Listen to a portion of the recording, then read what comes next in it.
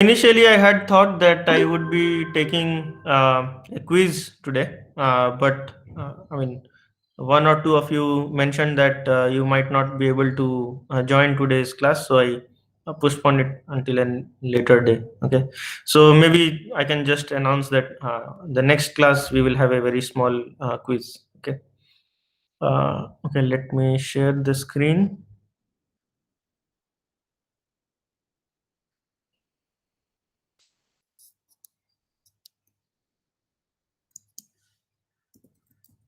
Okay, can you guys see the screen?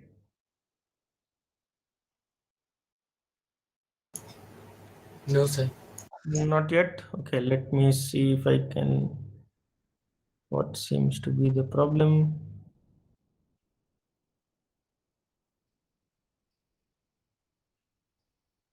Okay, how about now?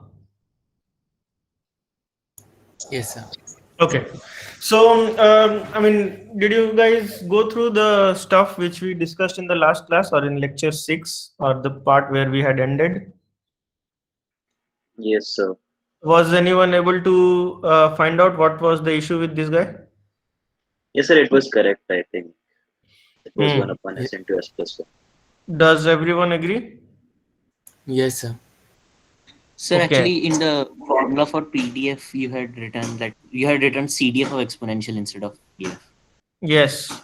So in the end, it will not be 1 by s into s plus 1, but 1 by s plus 1, right? Is it correct? Yes, yes, sir. Yeah. So, I mean, Sir, those of you, but can you go to that expression again? I had one more yeah, doubt there. just 1 second. Okay. Let's just see. Yes. Yes, sir. Here, in the F expression, last expression where we left. Mhm. So here, won't that last F expression F. Yeah, this So one. yeah, so there won't there also come a term of 2 pi outside and r dr instead of just dr? Yeah, absolutely. You are correct. So there's a double integral of 0 Yeah. to 2 pi and r dr d theta. Yes, absolutely. Okay. So, I mean, did any one of you try to, I mean, work it out at your home or probably simulate this network? Yes, no. If you want, we can do it. I mean, during one of the office hours. Okay. So what you have to do is basically using our previously discussed MATLAB code. Uh, you have to just generate these points, which are base stations, right? And find out whether you are, I mean, whether the user which is located at the origin is getting a SNR greater than a threshold or not. Okay. So okay, let's look at a easier example today, and maybe we can try to simulate that network. Okay. So what would be the easier example? The easier example would be about a user which is located in, let's say, the first in only one dimension, let's say along the road, right? Suppose this is a road in your urban environment, and your base stations are located along the roads. Okay, so it's something like this. So again, similar to the previous example, the user connects to the base station which is providing the highest received uh, power, right? By the way, as a side note, can you try to prove that the association or RSSI based association is also SNR optimal? Did I discuss about this? And is also SINR optimal, which means that for a user, if it connects to a base station which is giving it the highest or the maximum amount of downlink received power, right? And if it was following a different strategy, which means that it is connecting to a base station which is providing it the highest SINR, right? The claim is that in case, or this is the case for co-channel transmissions. Okay. In case of co-channel transmissions, which means that all these base stations are transmitting in the same frequency, which means all the other base stations with which you are not connected to act as interference, right? So connecting to the base station which is giving you the maximum downlink received power is equal or is equivalent to a strategy where you are connecting to a base station which is giving you the maximum downlink SINR. Can you give a logical explanation whether this should be true, or in general should it not be true? Do you have any guesses?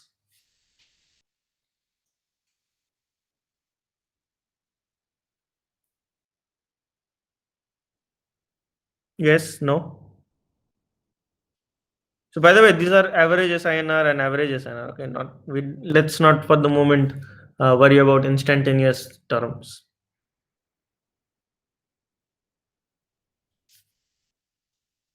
So suppose there are the signals that you are receiving from these base stations. Let them be, let's say, set of SI, right? I goes from 1 to some n, right? Let us say that I am associating with a base station, or let's say without loss of generality, the received signal powers in the downlink from these base stations are arranged something like this.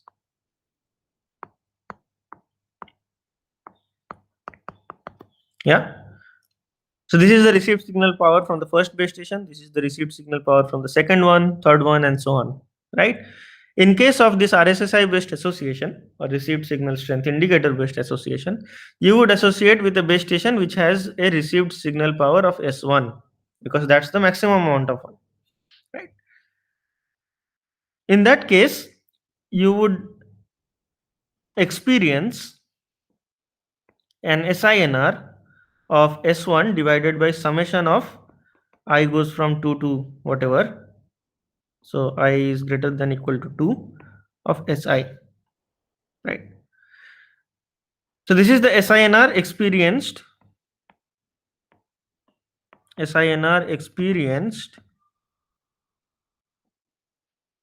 while connecting to, let's say, base station B1 with RSSI S1. Okay. Now, if I want to see other schemes, for example, the other schemes can be if you connect to the second base station, which is S2 by N0 plus summation of I goes from, I greater than equal to 1 and I not equal to 2 of all SI, and so on, right?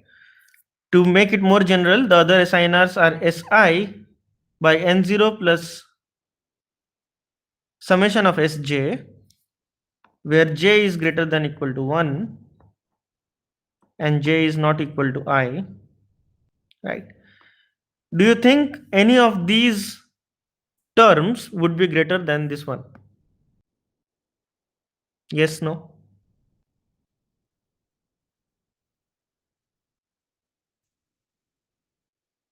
I hope the question is clear, right? Or is the question still unclear for anyone? I can repeat.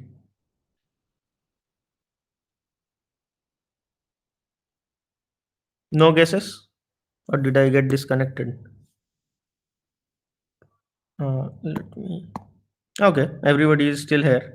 So what I am trying to claim is that if you are connecting to a base station which is providing you the highest received power, which is S1, is also the one which is giving you the maximum SINR. And this should be true because if you have certain number of terms in the numerator and certain number of terms in the denominator, right?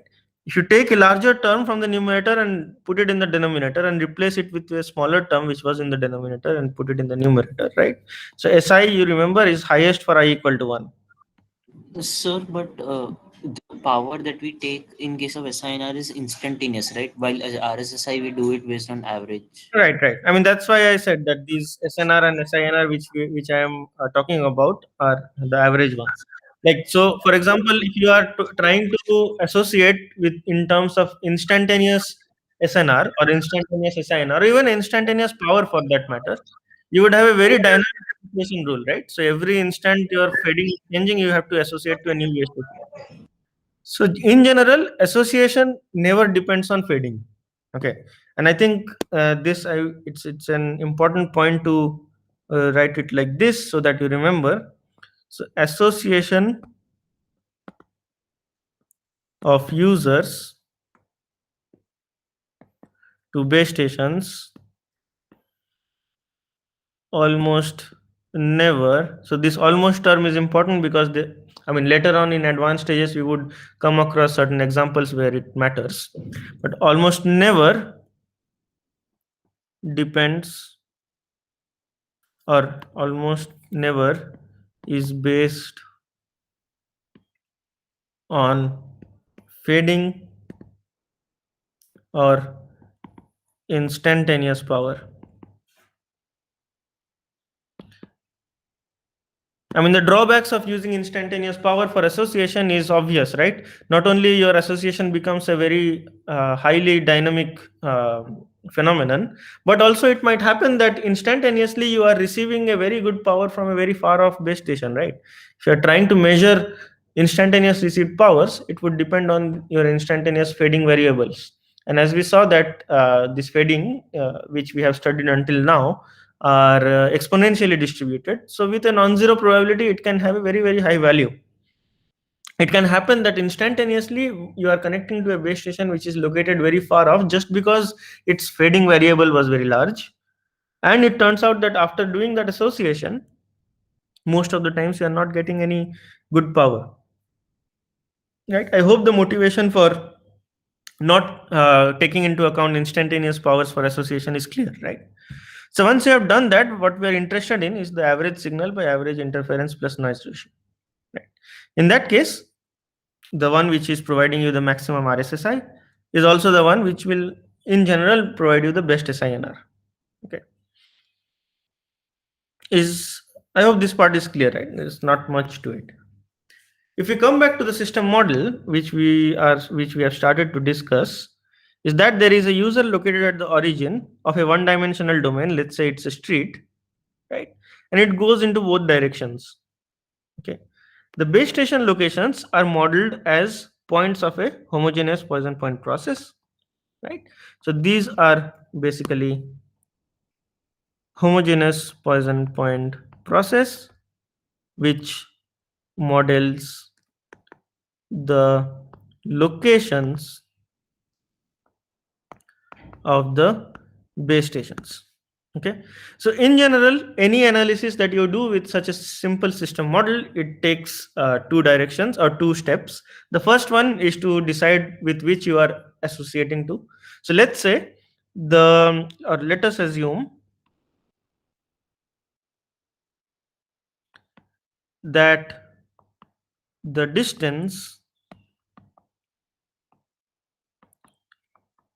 to the nearest base station is d1. Okay, so the first question that you must address, as I mentioned, there will be two steps. The first question that you must address is what is the distribution of d1, right? What is the distribution of d1? So can someone quickly tell me what would be the CDF of d1, let's say?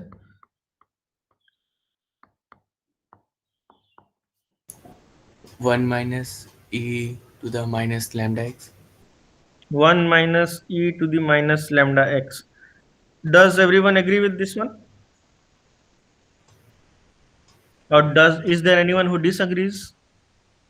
So how did you come to this term, or what was your thought process? I understand that we have discussed it before, but can you recall how did we derive this type of distributions? Wasn't that for the case where we don't have negative number? Sorry, Last time when we did this, wasn't there the assumption that the negative side there is no base station? that's correct, but Yeah. now there is not that assumption. So does it modify I guess there will be 2x there. here? Yes.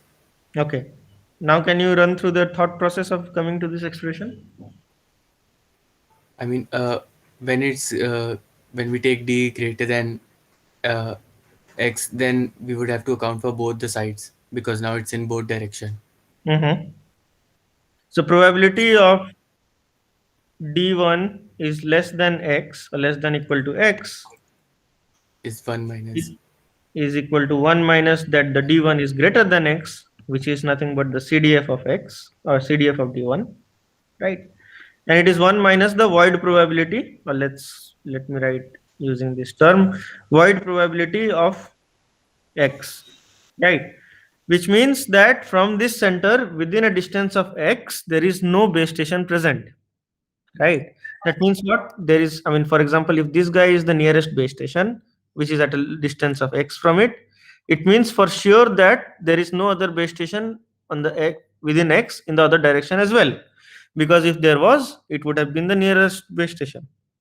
I hope this part is clear, right? So generally it is written something like this, which is the void probability of x, or rather 2x here, which means that there is no base stations within a distance of this stretch of 2x distance. And using our Poisson point process, the probability that there are no points within this 2x distance is e to the minus lambda into 2x, lambda into 2x to the power 0 by 0 factorial, right? So this is simply 1 minus e to the minus 2 lambda x. Okay. So now this first part is clear, or it was very obvious. Now we are interested in modeling the interference. Okay. You always have to remember which geometry you are dealing with, right? In this case, it is a one-dimensional geometry. We do not need the radial, let's say, domain. So there will be no 2 pi business coming up here, right? So the signal to the interference and noise ratio instantaneously, or the SINR instantaneous, would be given by the signal power, which is some power, some path loss constants, d1 to the minus alpha by n0 plus summation of pk di minus alpha, right?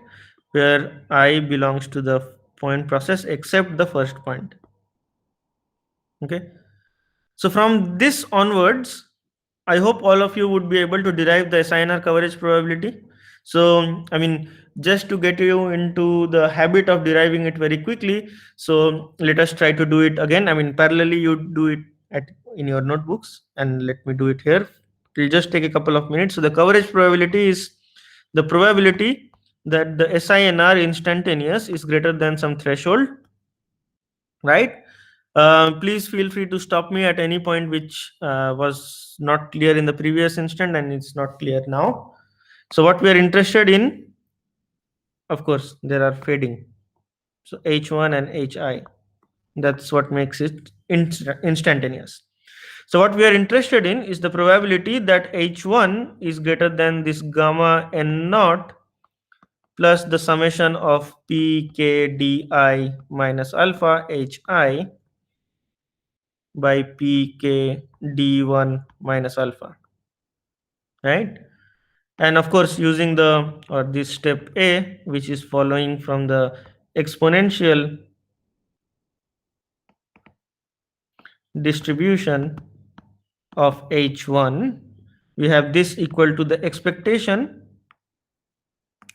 of exp minus gamma n0 by pk d1 minus alpha exp of minus gamma summation of di minus alpha hi by d1 minus alpha. So couple of steps that I had jumped. One is that the exponential of the summation becomes the product of these exponentials individually, and also in the second term, the terms which relate to the propagation parameters, especially the transmission parameters like the power and the path loss constant, they cancel out each other. So there is no p and k in the numerator and the denominator of the second term, right? This expectation is with respect to all the random quantities d1 phi dash. Remember, phi dash was this guy, and also the HIs. Yeah, tell me. So we always assume that mu is equal to 1, that exponential Right, parameter. right. So the assumption, or in our assumption, is that the fading is Rayleigh distributed with variance equal to 1. So the variance of the Rayleigh distribution in the signal domain becomes the mean in the power domain, right? So the mean, which is exponentially distributed, I hope you had done that exercise which I have been talking to you about, is what happens when you are having two Gaussian random variables x and y, and this is the signal amplitude, which is the square root of x square plus y square, which is Rayleigh distributed, right? In case each of these are x and y are Gaussian distributed, and x square plus y square root over is Rayleigh distributed with variance of 1, x square plus y square itself becomes exponentially distributed with mean of 1. So this is an assumption which we would be doing throughout our course. Even when we go to other fading distributions which are not Rayleigh distributed. So remember that when the fading distribution is not Rayleigh distributed, you would not be able to get this simple expression, which is the exponential of the things. Nevertheless, we will always be consistent with this assumption that the average fading power is 1. Okay. I mean, intuitively it makes sense in the sense that you will have some fading power which increases your signal strength. You will have some fading power which sometimes decreases your signal strength. But on an average, you would want to have the same fading power, right? So for example, if I talk about your instantaneous received power, which is some fading multiplied by the average received power, you would want that your expected value of the instantaneous received power is actually this one, right? And PA, remember, is a constant, right? It's the average received power. This naturally means that the expected value of H has to be 1. Is this argument clear to you? Why this model is something which we use in this type of analysis? Yes, sir. Yeah. Okay, perfect. Okay, if we proceed from here, the first term becomes something which we can easily deal with. So we would be focusing on this term B. So B becomes an expected value of, with respect to phi dash and Hi, of exp of minus gamma summation of di minus alpha Hi by d1 minus alpha. And I have discussed extensively in the last class that each of these links experience an independent fading, which means H2, H3, H4, and so on are independent of each other and also identically distributed. So it makes sense just to take an expectation with respect to one of them, right, and product all of them. So if we break down this summation, this becomes a product of these exponentials, each of which is now IID. So what happens is that we would use the Laplace transform with respect to Hi. It becomes the expectation with respect to the point process of a product of functions which are simply 1 by 1 plus gamma di by d1 minus alpha. Okay, I hope until this part it is very clear. Okay, from here onwards we would have to take the probability generating functional. So this is step B, which follows from the Laplace transformation of Hi's, and step C, which is the PGFL of the Poisson point process, right? So again, quickly, what is it? It's a exp of minus lambda integral 1 minus the function. So can anyone tell me what should I write here?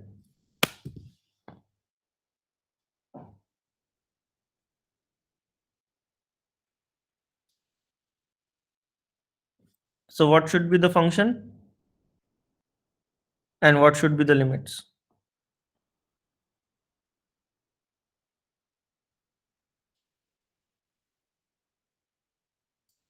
Anyone?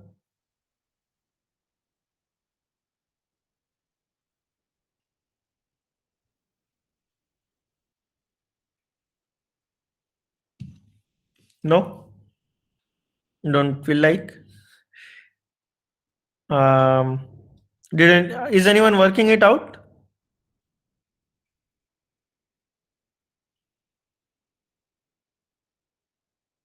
Okay. If not, then I can proceed from here. So it's simply the function which we have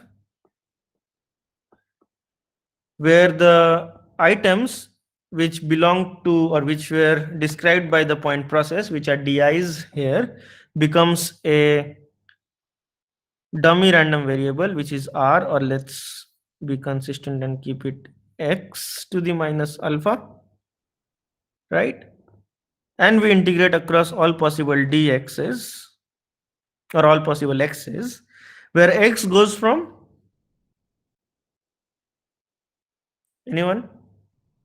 D1 to infinity. D1 to infinity, is that all?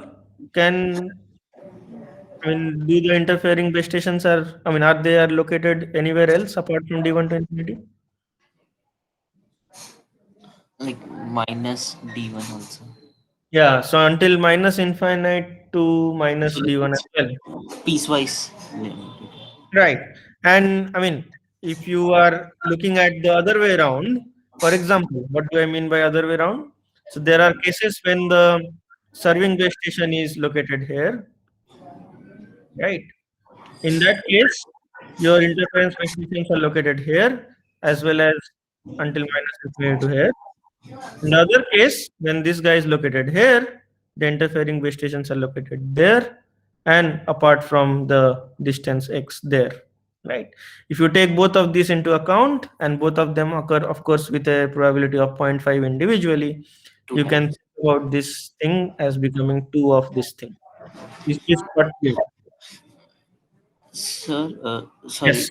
digress a bit, but sir, how can you just quickly, I'm not able to recall how we came from to step B, like LTIF, HI, where, like, how did HI, Sorry? Step B? yeah, B, yeah. Yeah, this one, right? Yes. Yeah. So, okay, let me write the intermediary step here. So this guy. So what we have here, if I take this individual HIs, phi dash, can I write it like this? In the expectation of HI of minus gamma di HI by D1 minus alpha. Can I write it like this? Given that all the HIs are IID, which means that suppose these individual constants, which are gamma di by D1 minus alpha, let's call it S1. Uh, I mean, there is an exponential as well, right? So there is an exponential. Yeah. So let's call it S1 and S2, right? And we have e to the power S1 multiplied by H1, let's say, and e to the power S2 multiplied by H2. Yes, sir, got it. Is it okay now? Yes, sir. Yeah. So we have taken the Laplace transform with respect to one of such H1s, and we are saying that it's the same thing for everyone, right? Because this one will become 1 by 1 plus S1. This one will become 1 by 1 plus S2, because both H1 and H2 are exponential random variables with unit mean or unit So we parameter. were able to take this expectation within the product because these HIs are independent across. Exactly. So we cannot take the expectation of phi dash inside the product because S1 or S2 dependent. Why are S1 and S2 dependent? Because you very well know that your third base station is beyond the second base station, right? But for when I am considering that this expectation with respect to phi dash outside, which means inside with respect to H1, H2 and all the H's, this S1, S2 can be thought of as constant terms. But H1, H2 are independent, or HIs are IID. This makes S1, H1 and S2, H2, right? They are scaled versions of this IID random variable. If we think about S1 and S2 to be constant things, they are of course not constant. They depend on the distances of these individual base stations. But what I am saying is that even if a base station is located so close to it, as if you compare it with a base station which is located very far to it, if I call this as H1 and call this as H2, the values of H1 and H2 are IID and specifically, they do not depend on the individual distance of the base stations. Okay, so whatever S1 and S2 are, although they are dependent, independent, they are, I mean, they that will come, that we will come to at a later stage, which is this phi dash. But from the perspective of this individual H's, they themselves are IID, not dependent on these distances, which makes S1 H1 and S2 H2 independent of each other as far as H's are or as far as H's are concerned. Is this clear? Yes, sir. Thank you. Okay. So what we had are products like this, e to the power S1 H1 and e to the power S2 H2. That's what we had here, right? E to the power something into H1 and e to the power something into H2. And we want to take an expectation of this thing with respect to this H1, H2 individually. What instead we did was taken one of these terms, taken that expectation with respect to H1, and we said that it will be 1 by S1. And the expectation of the product of these terms will be simply a product of these SIs. Okay, that's what we got here. Right. So that's simply what we did in this step B. Okay, so let us go back to the development which we were having. Okay, so if you want to simplify a bit further, this we can write it as, so this is the place we had stopped in the last class, right? So this goes from d1 to infinite. This 2 is appearing because we are taking into account both sides of the origin, and we are integrating from one side of the origin to the other, right? Because again, to repeat, if you have this origin, you are interested in this guy to the infinity and this guy to the infinity. It is the same from both sides because the power what you are receiving from any of these points only depends on the distance and not whether it is located in the left side or the right side. So it's a symmetric around the origin, right? So that's why we have twice of the integration. And if we want to simplify it a bit further, so it becomes d1 minus alpha, right? Or let's do it stepwise. 1 minus d1 minus alpha by d1 minus alpha plus gamma x minus alpha dx. Of course, we can do one more step and write d1 to infinite gamma x to the minus alpha by d1 minus alpha plus gamma x minus alpha dx. Okay, so this is the place where most of our things start to get interesting, but only for specific values. Which means what? So this can be sometimes evaluated in closed form. This integration can sometimes not be evaluated into closed form based on what the values of alpha actually is. Okay, remember that if you have completed the evaluation of this integral, that's not the end of your task, because what you will be getting is some term b which is still a function of d1, right? That we have to substitute back here, multiply it with the other term and take an expectation with respect to d1 in the end, right? So if I try to write d, Sir, this yeah, evaluation that we are doing and like, similar evaluation we did in the last class also, so this is for something that is both noise and interference limited, right? Like we are not saying that only interference is dominating or only noise is dominating. yeah, so this is the case which you will say is not limited. When we say limited, it means only one of the terms become important. So So it's on either, the that expression where we branched, so there we will have taken only one of them and dropped the other. right. So for example, if you are trying to evaluate only noise limited networks, which means only the noise is the dominant part, you will discard this term b. So this b is the impact on this SINR coverage probability due to the interference, and this first term is the impact on this SINR coverage probability due to the noise. Okay. Yeah, okay. Yeah. So they are separable in that sense. Okay, so this can actually be evaluated into a nice form for the special case. For the special cases, example alpha equal to 2, alpha equal to 4, This let's call it C. C evaluates into a closed form. Let's check one of them. So let us assume, by the way, these are very standard assumptions. If you see, let's say, research papers on stochastic geometry or network analysis or network planning, 5G network planning, you would say that, okay, most of the cases, if you are considering a very wide open space network where most of the links are line of sight, you would say that alpha equal to 2 is a fair assumption to make. Remember that if you make alpha equal to 2, you are limited in this upper limit of infinite. I mean, of course, not in this case. By the way, can we assume here alpha equal to 2? Remember, there was a problem with alpha equal to 2. Do you remember what it was? So when like since taking the area to infinity, the growth in area and the fall in interference power should be greater than quadratic. Do you think it will be an issue in this case?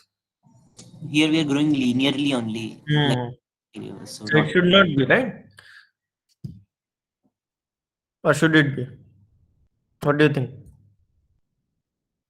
I think should not be according to.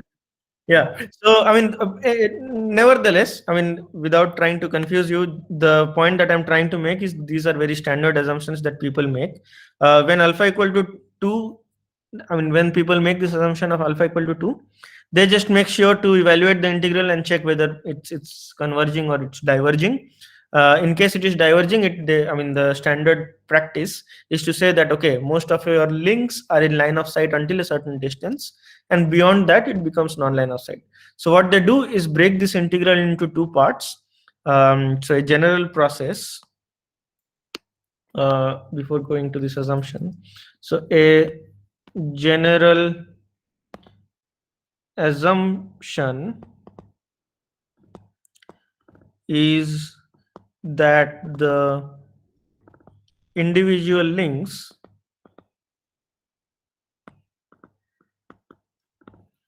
are in line of sight if they are within a certain distance. Sometimes it's called the line of sight radius, or in case of 2-dimension, it's called the line of sight ball, which means if any point is located within that circle, the point would be assumed to be in line of sight with respect to the origin. And non-line of sight beyond. It's a valid assumption, and we will come to examples where this assumption is not true. But for the moment, for large-scale regular networks, it's a valid assumption, because you understand that more you go farther from a base station, larger is the probability of being in non-line of sight. So this DL is a very city-specific parameter, which is generally specified by these network planners, which say that if you are within a certain distance of L, it's a fair assumption to make that the link is in line of sight. So this C breaks into two integrals, which is d1 to some dl and dl to infinite, where here the assumption would be alpha equal to 2 and here the assumption would be alpha equal to 4. So this takes care of this fact that alpha equal to 2 we do not have to integrate until infinity. So these are very practical things which engineers do. Okay. Nevertheless, let us assume, if we get back to our case, and let us assume that alpha equal to 4, right? So what do we have here? We have an integral. So we have an integral which is d1 to infinite, right? And gamma x to the minus alpha. So gamma x to the minus 4 divided by d1 to the minus 4 plus gamma x to the minus 4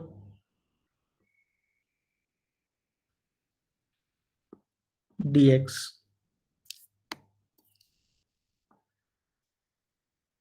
Yes. So can anyone quickly tell me what this would be? I mean, you must remember from your class 12 things, right?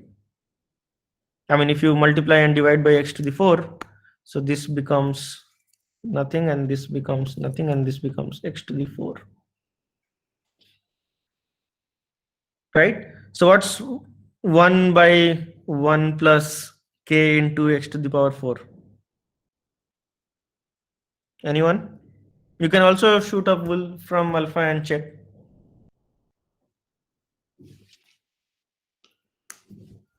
So at this point, I'll not proceed until you tell me, okay?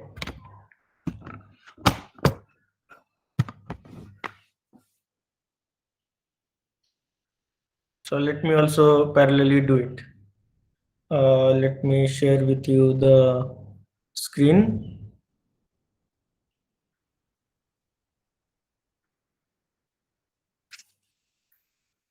We have Wolfram alpha. And what we are trying to do is we are trying to integrate, let's say 1 by 1 plus a into x to the 4.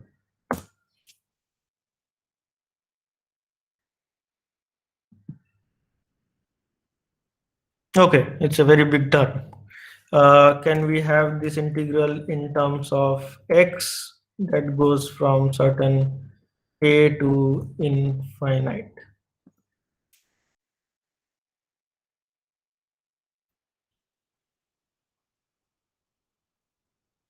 Does it exceed the standard computation time? Yes, of course. Shall we have it for 0 to infinite?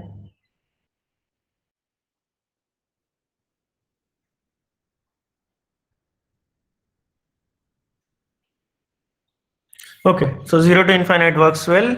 A to infinite creates a problem. So we need to use the indefinite integral to do it. So this is the entire term, of course. In case if you have x to the minus 2, that will also give you a very good term, which is uh, tan inverse of square root a x by square root of a. Now can we have this from 0 to a to infinite?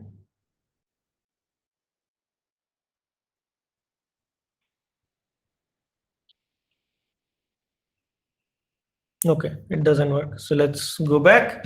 So we have integration of 1 by 1 plus a into x square becomes tan inverse square root of ax by square root of a. Okay, so in case, let us assume for this sake, if we don't want to go to that complicated expression, we can assume that alpha equal to 2, and as a result we have x square d1 to the square. So this is nothing but d1 to infinite 1 by 1 plus d1 to the minus 2 by gamma x square. So this becomes our a, this becomes our a in that expression, and we have integral of 1 by 1 plus ax square dx is equal to, what do we have? Tan inverse of square root ax by square root of a. So tan inverse of square root ax by square root of a. So infinite is our friend now, because okay, let me just go back to sharing only this window.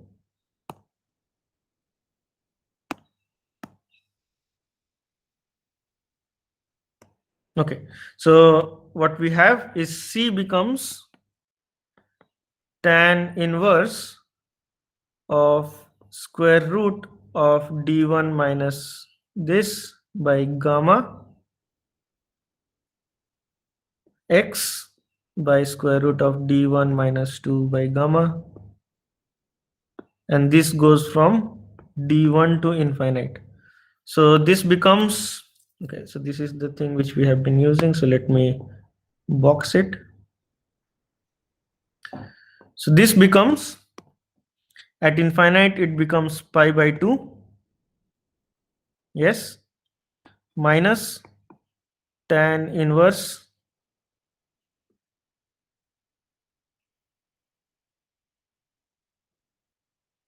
one by square root of gamma So let me know if I'm doing something which is not correct. Okay.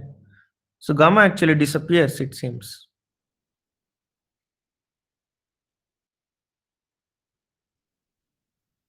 Is that correct?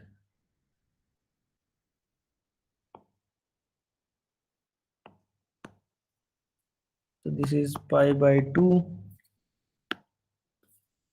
minus tan inverse of d1.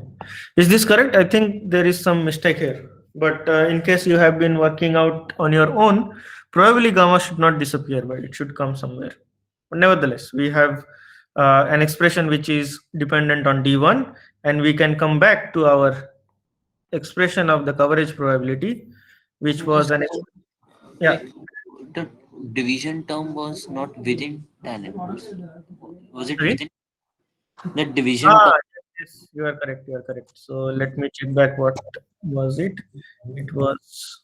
Okay, it was here. Okay. Uh, yeah. So you are right.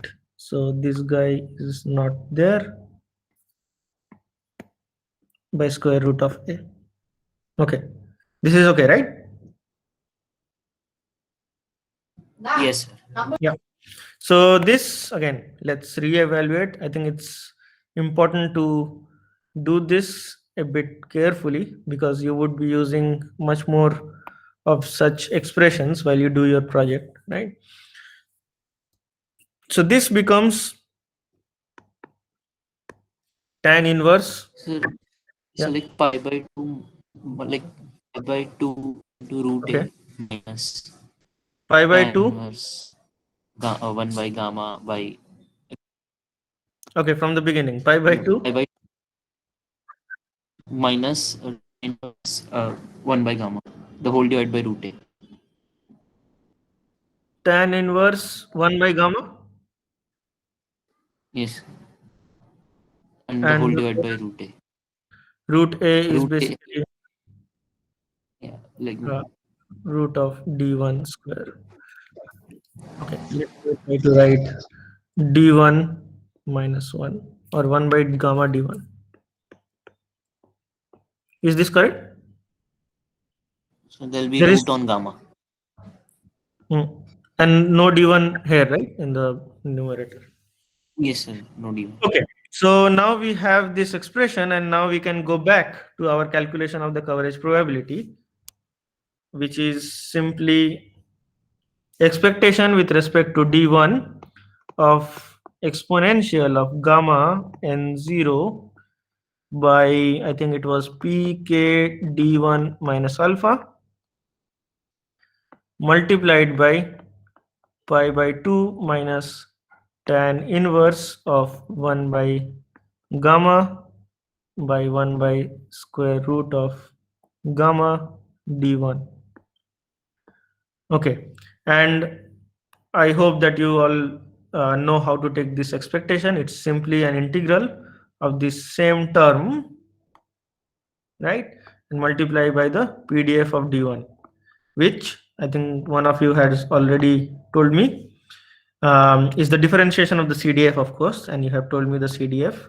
So the differentiation becomes 2 lambda e to the power minus 2 lambda x.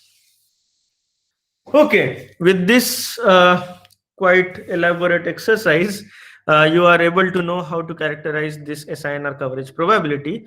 And I will take a bit of a time to give you a very short example of how to simulate this in the in let's say MATLAB. You can equivalently do it in Python. It's not a big problem, but it's So just yeah. what Yeah. this what we found out PC, like after evaluating this, the PC, like this PC that we'll get will be the like for typical user, what SINR above, like what probability SINR above gamma we will observe, right? Absolutely. So In that PC, linear setting, yeah, tell me. in that linear setting, like in the linear Yeah, in this system model, a typical user, remember that this user in this case I was assuming to be located at origin, but since this extends anywhere, this what we have characterized is the performance of any user which is located like this. Okay. So for a randomly selected user from this distribution of users, what is the probability that a randomly selected user experiences an SINR greater than certain threshold? Okay, before going or before showing you the simulations, let me introduce one other thing at this moment, which is called the rate coverage probability. So rate coverage probability, which is same as SINR coverage probability, and you can, if you know the definition of SINR coverage probability, the rate coverage probability becomes very good to define. It is the probability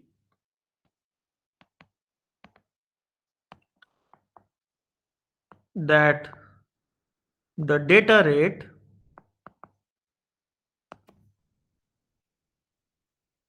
or that the typical user, probability that the typical user experiences a data rate greater than a threshold. Let's call that threshold, I don't know, R0, or R0 is something which we have been using. Let's say capital R0. Okay.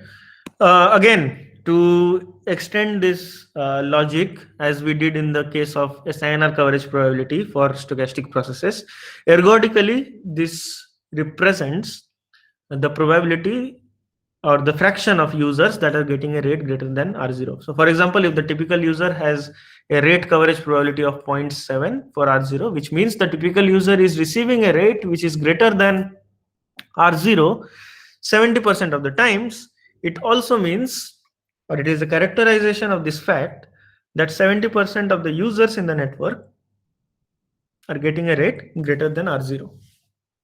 Okay, so from the, those of you who are master students, you might already know, and the undergrad students, we have covered it in DCS as well. The Shannon rate, right? The rate given by our Shannon equation in terms of the SINR, can you recall what it was? I mean, in DCS we did it for SNR, of course, but here the characterization becomes in terms of SINR. In DCS there was no interference, we had only noise. So if you have an SNR, yeah. 1 plus B S.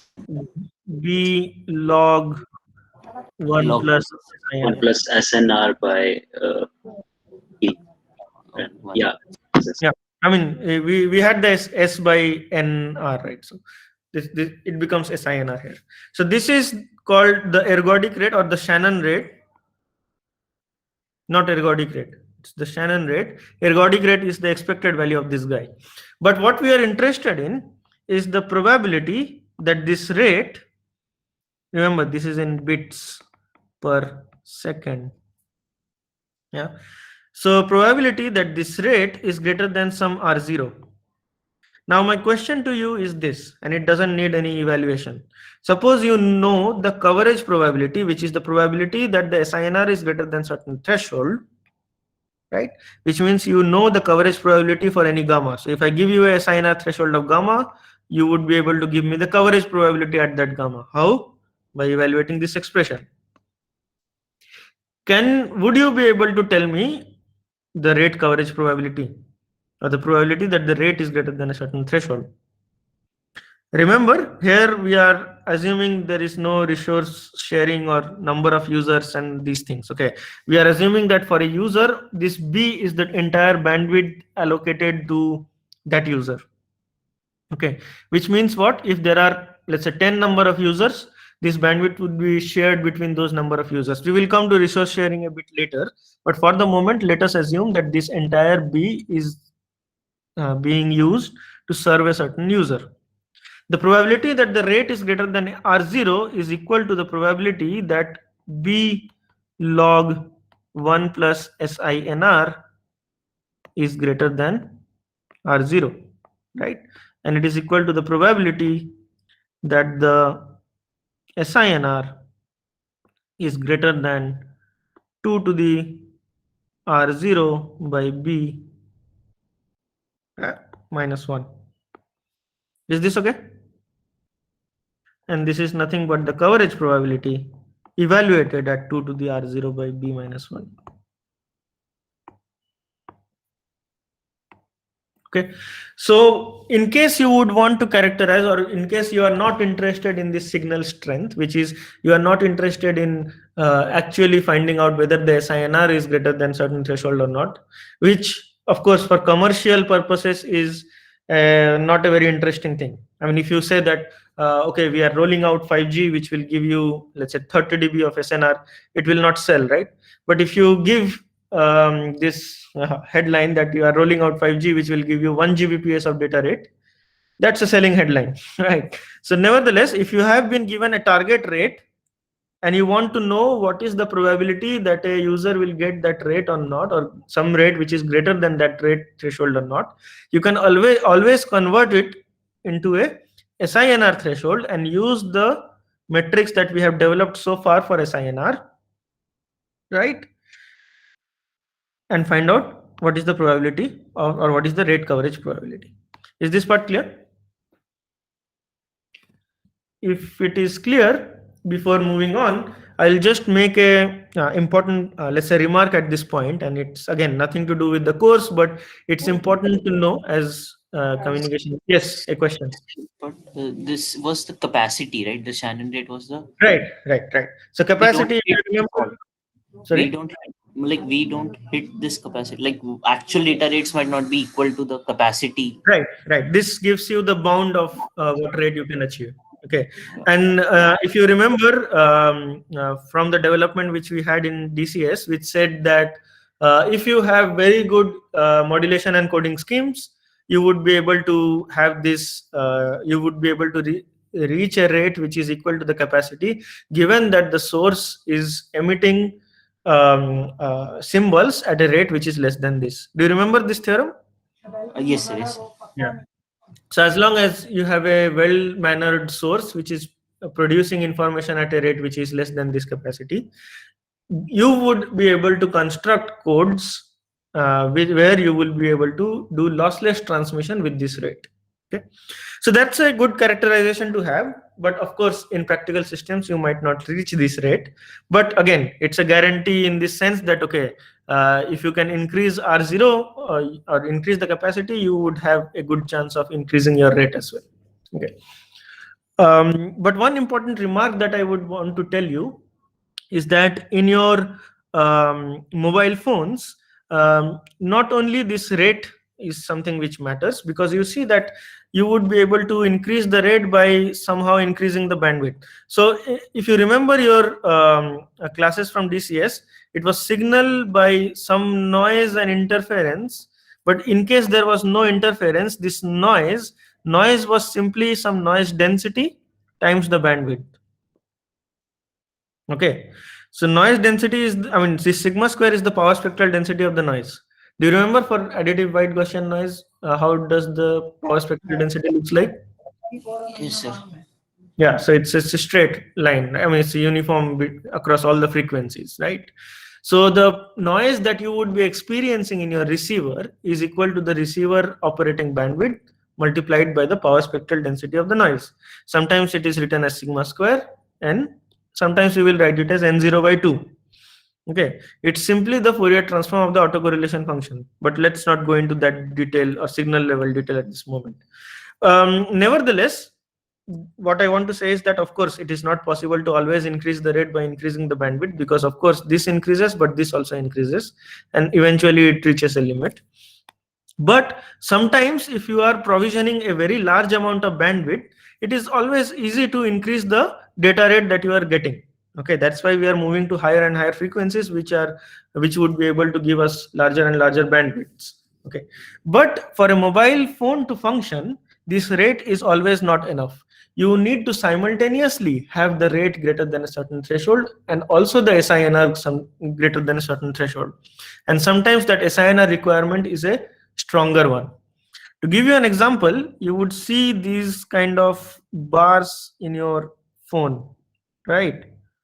Sometimes you have this thing and sometimes you have this thing, right?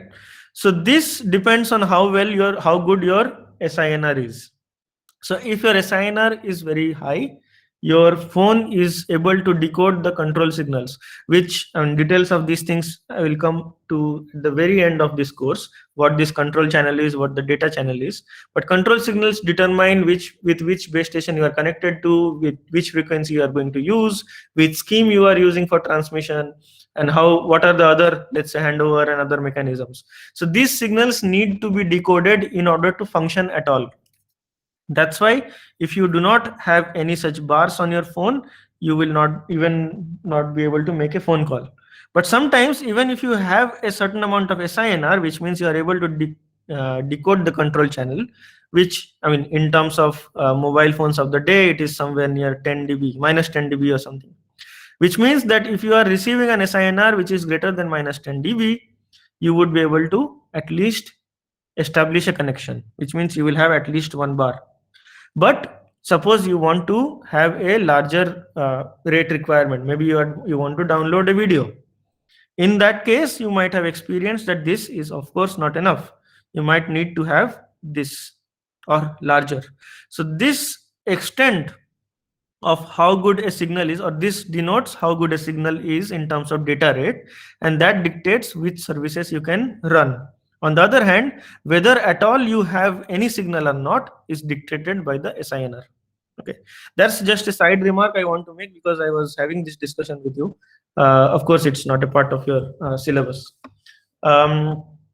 Any questions on this part though? Sir, so the whether we have a signal or not, that binary decision is based on are we able to establish that control signal or not? It's a threshold based decision, which means that we are finding, and this SINR coverage is or for that control signal, that connection, whether it's yes or no question. Right.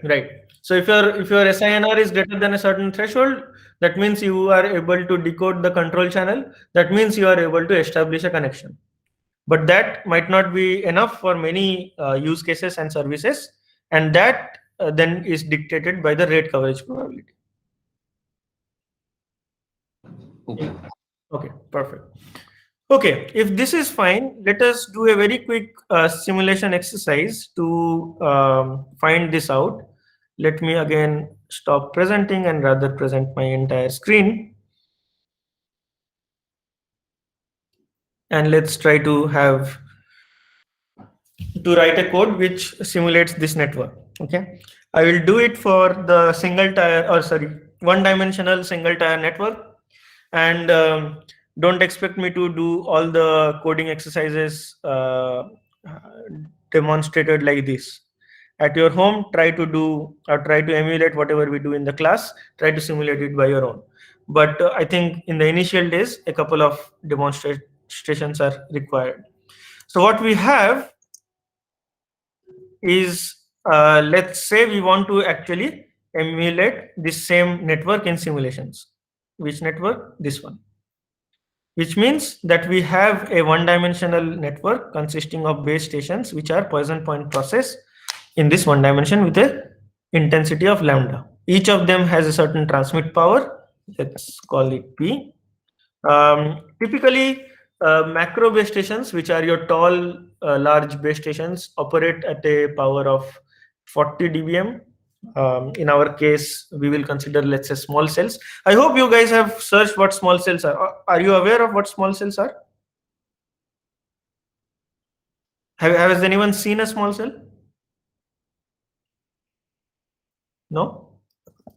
So I think you have to do a bit of searching on your own. Okay, so these are the things which we call small cells, and macro base stations are basically towers. So macro base stations, which are installed on top of the towers like this.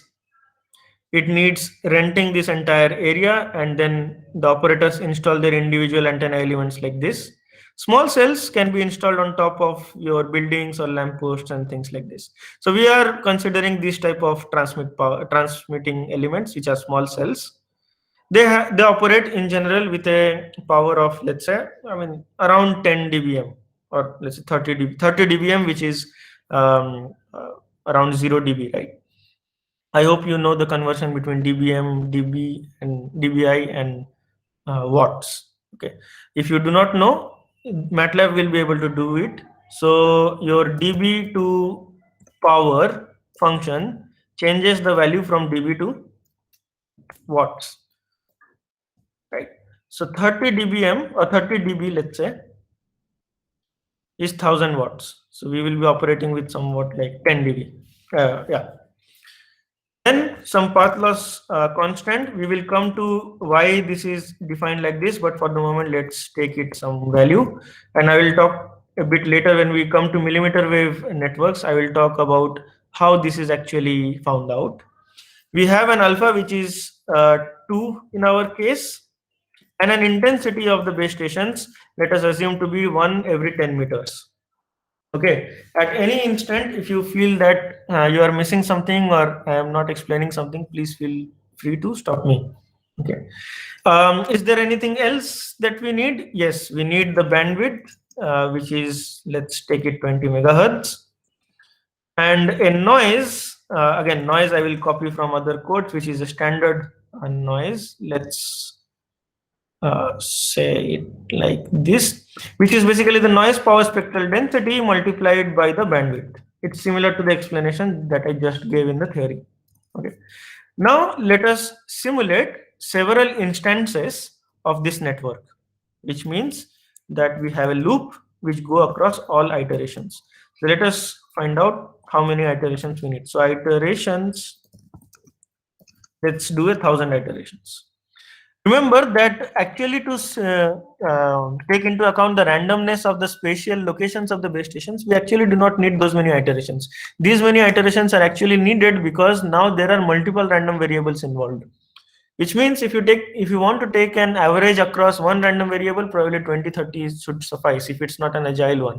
However, now all the individual fast fading elements are also random variables, right? Need a larger number for this to work. So I goes from 1 to iterations, right? Inside this, you would be first of all generating the location of the base stations.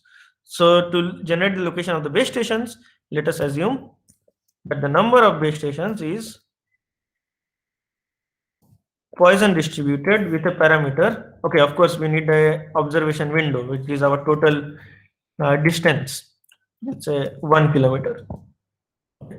So 1 kilometer, so a Poisson random variable which is distributed according to lambda times 1 kilometer on both sides, which makes it 2 lambda into r.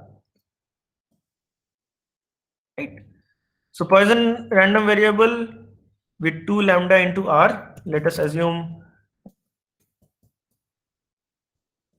a lambda of 0.1 and r of 1000 will become too much, right? 200 base stations. We don't need that much.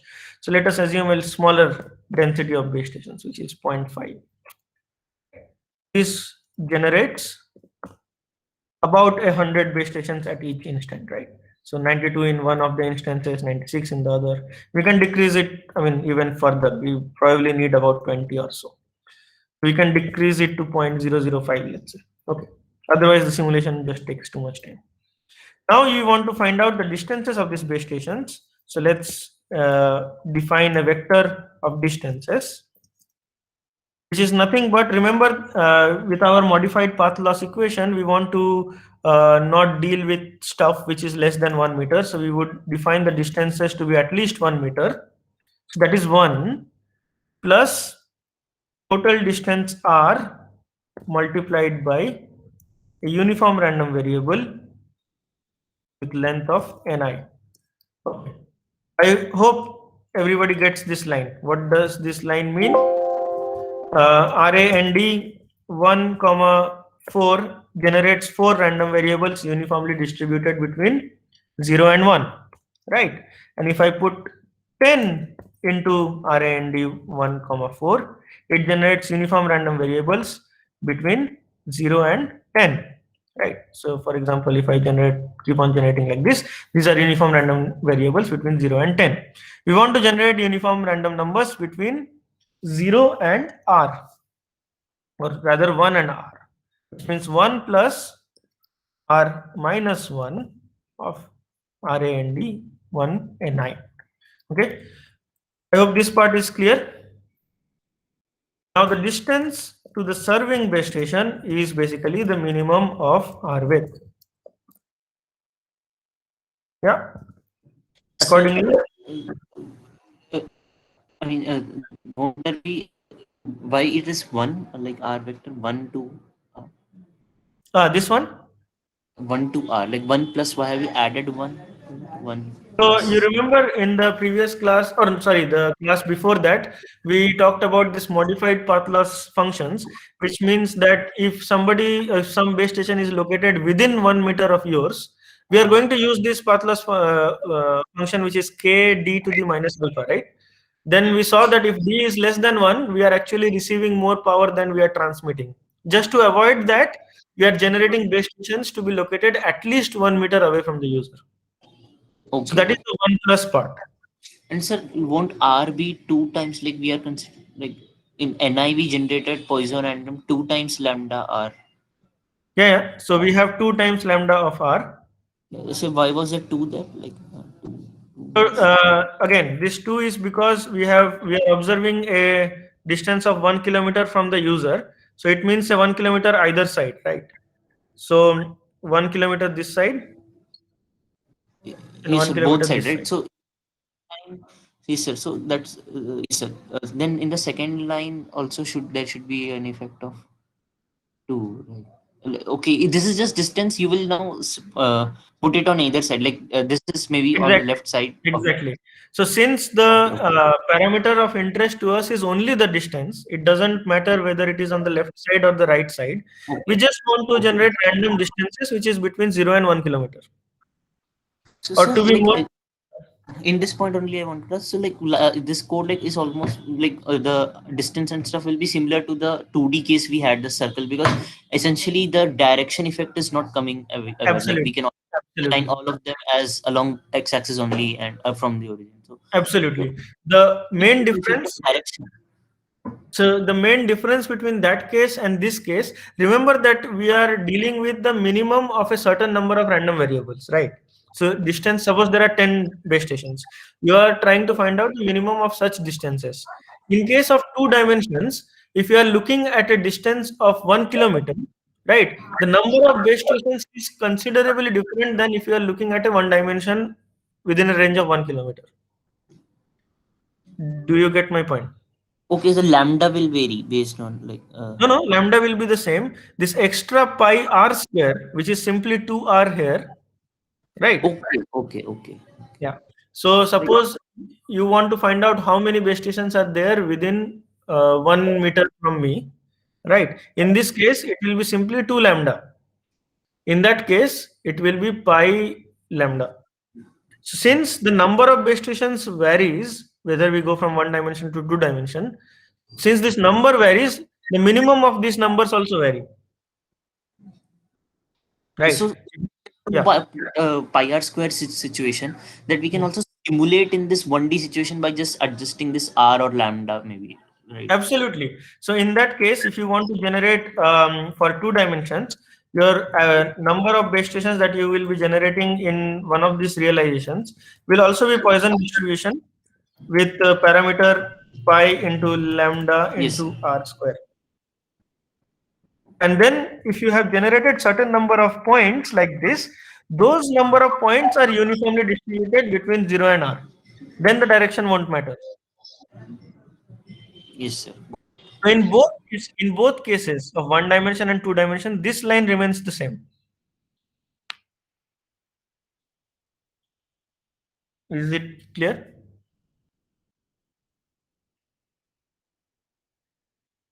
I hope it's clear, right? It's just the number of base stations which are varying. Okay. So the Hello. distance to the serving base. Yeah. Yeah, sorry, yeah, got it. I will. Connection broke off in between. Sorry. Yeah. Okay, no problem. So the distance to the serving base station is the minimum of this vector of distances that we have created, right? And the distance to the interfering base stations is all such distances which are not equal to the distance of the serving base stations. I hope this syntax is also clear to you. If not, then I can give an example. So if you define an vector of 1, 2, 3, 4, 5, right? So A is basically 1, 2, 3, 4, 5, and you want to put in B everything that is A, where A is not equal to, let's say, 3, it generates the vector which is 1, 2, 4, and 5.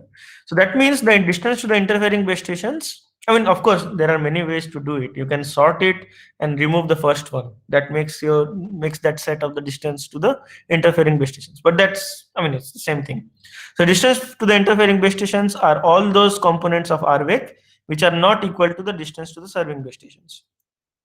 The Shouldn't signal, it's unique, like at the same location if we have more than one.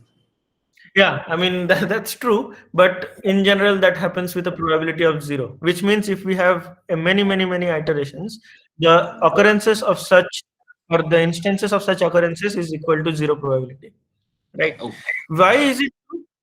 It's true because try to think about this, that if you are located at this point, and let's say the two-dimensional case we are interested in, and we know that for sure there is a base station located here. What is the probability that there is another base station exactly located on top of this circle? Remember that the probability that there are n number of base stations in a convex set has a parameter which is the area of that thing to the n, right? And e to the minus this by n factorial. The probability there is at least one of them here. I mean, this circle has an area of 0, right? I mean, the exactly this, I mean, the circumference. You get my point, right? The boundary has a measure of 0 to be more consistent. yes, I got So it. that's what we are dealing with. Yeah. But of course, I think the better way to do it is to sort the distances and just take out the first one. In case of duplicate occurrences, they also contribute to the interference. Okay. So the signal power is simply the power transmitted multiplied by the path loss constant to the serving distance. So distance to the serving base station to the power -2 minus alpha multiplied by a fading variable. So fading variable here is simply expRnd1. So this generates an exponentially distributed random variable with parameter 1. On the other hand, the interference is simply a sum of power multiplied by k multiplied by distance of the interfering base stations to the power -2 or minus a, right? And individually multiplied with individual fading variables. So exp r and d. So this function behaves in a certain other way. So we have to generate exponentially distributed random variables with parameter 1. How many of them? 10 of them at each instance. So 10 of them, it's generally like this. So this is something which we copy from here. So exp rnd 1 comma 1 comma n of I for that instance. The first one represents the parameter of the exponential random variable. This is the number of rows and this is the number of columns, let's say. Okay, so we have this, and our SINR for that instance is defined as signal divided by n0 plus interference. What we have to find out is whether tell Shouldn't me. that be element-wise multiplication? That I think yeah. This is what you were mentioning, right? x, x Is this okay? Yeah, I think there is a problem in the network. But yeah, you are right. This is an element-wise multiplication of element-wise raised powers. What we are interested in is if SINR is greater than some threshold, which is gamma, we will define it a bit later. We will count it. Okay.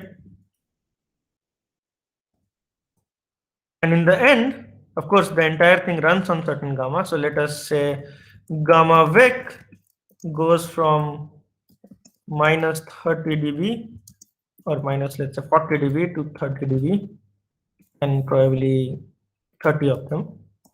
The entire thing will run for a certain gamma, right? So for, let's say, j goes from 1 to length of gamma vec, and gamma is defined as gamma vec of j, right? For that gamma, we are trying to find out this, whether the SINR is greater than that particular gamma or not. In case it is greater than that gamma, we add our count to 1, add our count by 1, and we add all such counts. So count needs to be defined for each gamma. Okay, so I hope this is fine. When all such iterations have been completed, our coverage probability is simply the count divided by the number of iterations. In case all the counts have, or all the iterations have an SINR greater than gamma, you will have a coverage probability of 1. Right? In the end, what we have to plot is, let's say,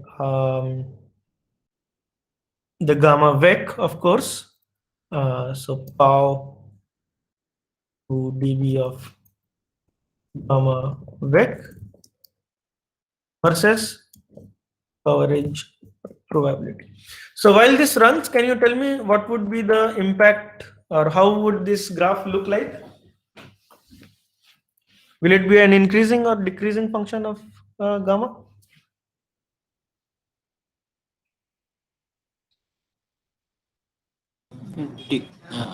Decreasing function.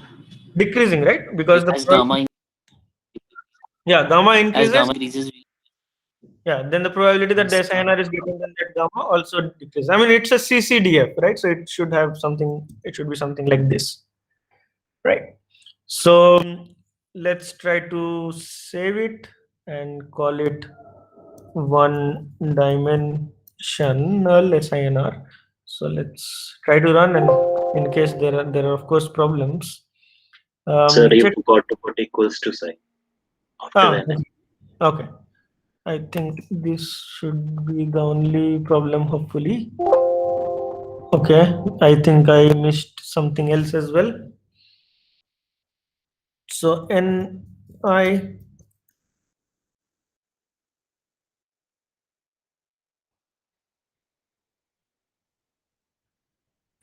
distance interference. Okay, let me check what the issue is.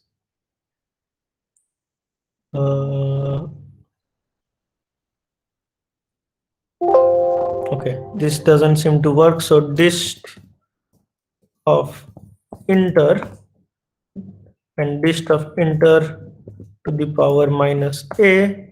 This is also okay. Then okay, this should not be the total number of base stations, but only the interfering base stations, right? Because the serving base station is adding unnecessarily here. Okay, hopefully this should work. Okay, nothing appeared. So coverage probability. Coverage probability so there of should be an the, array. yeah. So this should work now, hopefully. Okay, what happens is distance to the serving. Okay, I think that occurrence occurred where you have two base stations with the same distance. Nevertheless, we have this case. I hope everybody can see it. This is basically the coverage probability graph, and it dictates, or at any point it is it represents the probability that you have an SINR greater than some threshold. Okay, so let me just increase the width here so that you can see it very quickly. And if I increase, or if I include the grids, I don't know if it's Yeah, once these grids are included. So suppose I was talking about this SINR threshold of minus 10 dB. So at minus 10 dB, you are getting a SINR coverage probability of about 91%, which means that 90% of your users in the network will get a connection in case your handset operates at minus 10 dB of control channel decoding. Okay, which means that if you have a base station, 5 of base stations every kilometer, right, then 90% of your users will be under coverage, quote unquote under coverage. In case we decrease the power, let's say we decrease the power to 0 dB, and we do a hold on, let's say. So if you decrease the power, you would expect the number of base stations to be under coverage to be lower, right? Okay, so this doesn't seem to work. What happens? I think no base stations are getting created. So let's, okay, this doesn't seem to work. Let me increase the intensity.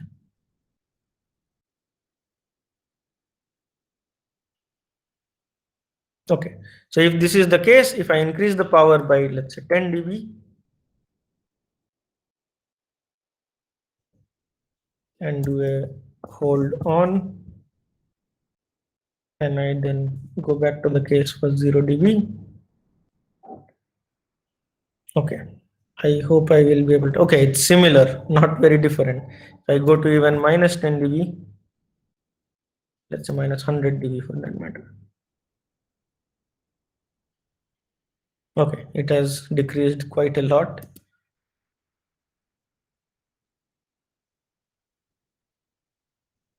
Okay, not so much, but you see, when you are if you in your home, I'll share this code with you. At your home, what you can do is fix this gamma of minus 10 dB and put in the x-axis the power, and see how many percentage of this or how many fraction of these base stations are under coverage at a SINR threshold of minus 10 dB when you change the power. So for example, what happens if I increase the number of base stations to 1 every 10 meters?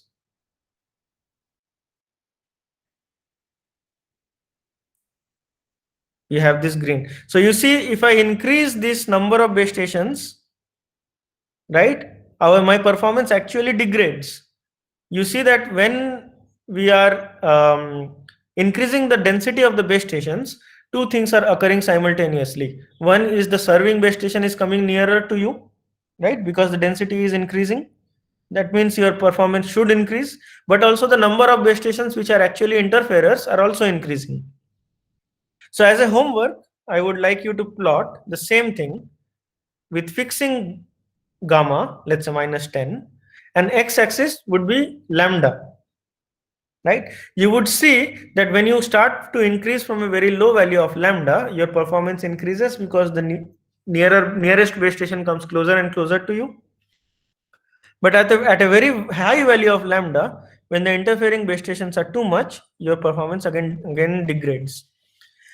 We will come back to this simulation and talk about these intricacies in the next class. But we will also move on to two-tier networks when there are a couple of options for you to select on. Couple of, let's say, operators with Airtel versus Jio. What happens in that case? And then we will finish the next class by discussing about coverage probability in such two-tier networks. Okay, there will also be the quiz in the next class. Okay, any questions regarding today's class? The last part of it, which was this simulations, was a bit hurried, so I could not show you in detail all these intricacies, but we will come back to it in detail in the next class. Don't worry about it. In your home, try to see whatever formula we have derived today, which is this tan inverse stuff multiplied with the other exponential stuff, and you integrate it. Does it match with the simulations? That's a very good thing to check, whether whatever we are deriving is actually what is happening in a network realized through simulations. Any questions? So, sir, this that we deployed, will we call this a core network? Sorry? I mean, I was just trying to see like the core network and versus cells. I wasn't clear. Okay, okay. That's a bit different thing. So in current, let's say cellular networks, 5G, like 4G, 5G, and beyond, uh, there is a difference between access, backhaul, and core. The access is yourself to the nearest cell tower. Okay. Suppose you want to call someone which is located at Mumbai, right? You would be connecting to the nearest station and you would be communicating with the nearest base station. That's your access link. But that's Yes, not sir. the end of the communication, right?